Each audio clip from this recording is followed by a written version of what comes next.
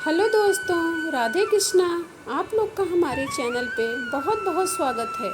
आज हम बात करेंगे शरद ऋतु नवरात्रि के बारे में, जो कि 7 अक्टूबर दिन बृहस्पतिवार 2021 से शुरू हो रहा है।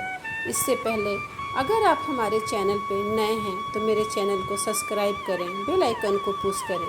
चलिए जानते हैं, इस बार जो नवरात्रि है वो 7 अक्टूबर से दिन बृहस्पतिवार से शुरू होगी। तो जिस तरह माँ का स्वरूप 9 है, 9 स्वरूप का 9 भोग भी बताया गया है। माँ को 9 चीज़ों का इन 9 दिनों में भोग लगाना बहुत ही उत्तम माना जाता है, क्योंकि माँ का जो स्वरूप होता है उस हिसाब से उनका भोग भी होता है। तो चलिए जानते हैं कि माँ के पहला स्वरूप क्या है और इसका भोग क्या है। माँ को पहले दिन किस चीज़ का भोग लगाने से लाभ प्राप्त होता है, इसके बारे में हम जानते हैं। माँ का पहला दिन जो होता है नवरात्रि पर्व में, माता का पूजा अर्चना 9 दिनों में माता को प्रत्येक दिन के अनुसार भोग या प्रसाद अर्पित करने से देवी माँ सभी प्रकार की समस्याओं का नाश करती हैं और भक्तों पे अपनी कृपा दृष्टि बनाए रखती हैं। यहाँ पे बता रहे हैं कि माता रानी के दिन के अनुसार भोग लगाने पे क्या लाभ मिलता है, ये भी हम आपको बताएंगे। तो चलिए जानते हैं। माँ का पहला दिन जो होता है यानी कि माँ शैलपुत्री का दिन होता है। इस दिन माँ के चरणों में गाय का शुद्ध घी अर्पित करने से आरोग्यता प्राप्त होती है तथा सभी प्रकार की व्याधियाँ दूर होकर शरीर निरोगी रहता है। इसीलिए इस दिन माँ के पहले दिन गाय के शुद्ध घी का आप लोग को भोग लगाना चाहिए।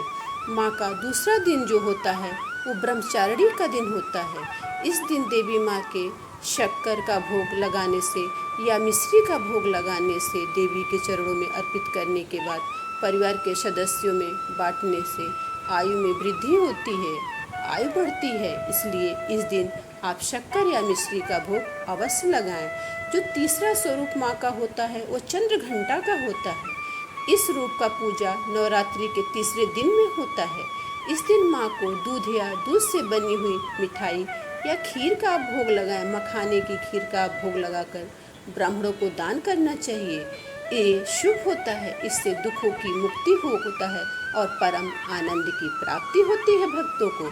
इसीलिए इस दिन आपको खीर या दूध से बनी हुई चीज़ों का आप माँ को भोग लगा सकते हैं। ऐसा करने से परिवार में सुख समृद्धि भी आती है। माँ का जो चौथा स्वरूप होता है उस दिन माँ को मालपुए का भोग लगाना चाहिए।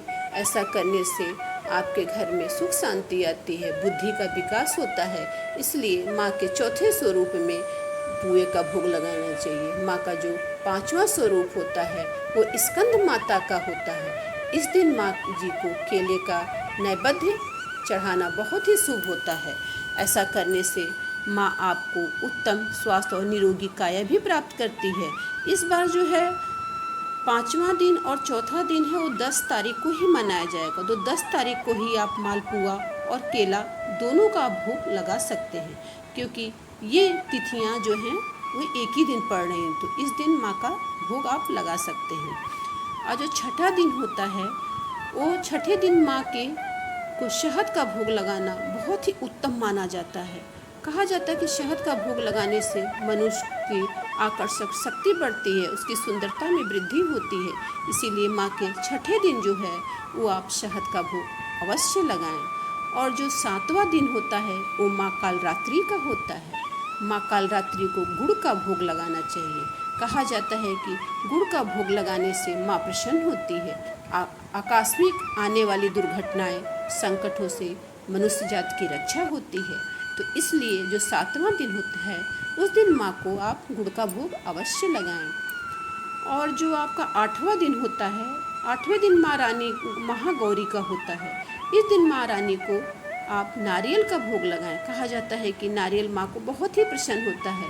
इससे संतान संबंधित सभी परेशानियाँ दूर होती हैं और देवी माँ की कृपा बच्चों पे बनी रहती है। तो इस दिन माँ के नारियल का भोग अवश्य लगाएं। हो सके तो आप मंदिर जाएं, मंदिर में नारियल फोड़वाएं। महिलाओं को नारियल खुद नहीं फोड़ना चाहिए, ऐसा माना जाता है। और जो 9वां दिन होता है वो सिद्धिदात्री का होता है, यानी सभी सिद्धियों को प्राप्त करने वाली माँ का दिन होता है। तो इस दिन माँ को क्या करें कि आप सफ़ेद तिल का भोग लगा सकते हैं। सभी पूरे पकवान का भोग लगाइए, चना का भोग लगाइए, हलवे का लगाइए और इसमें पूड़ी भी बना के आप भोग लगा सकते हैं। और जहाँ तक हो सके तिल जरूर माँ के चरणों में अर्पित करिए। ऐसा करने से आपको घर में सुख समृद्धि और सभी प्रकार की चीज़ें आपके घर में आती हैं और सभी कष्ट आपके घर से दूर हो जाते हैं, क्योंकि ये सभी सिद्धियों को देने वाली माँ का दिन होता है। और इन 9 चीज़ों का आप भोग अवश्य लगाइए।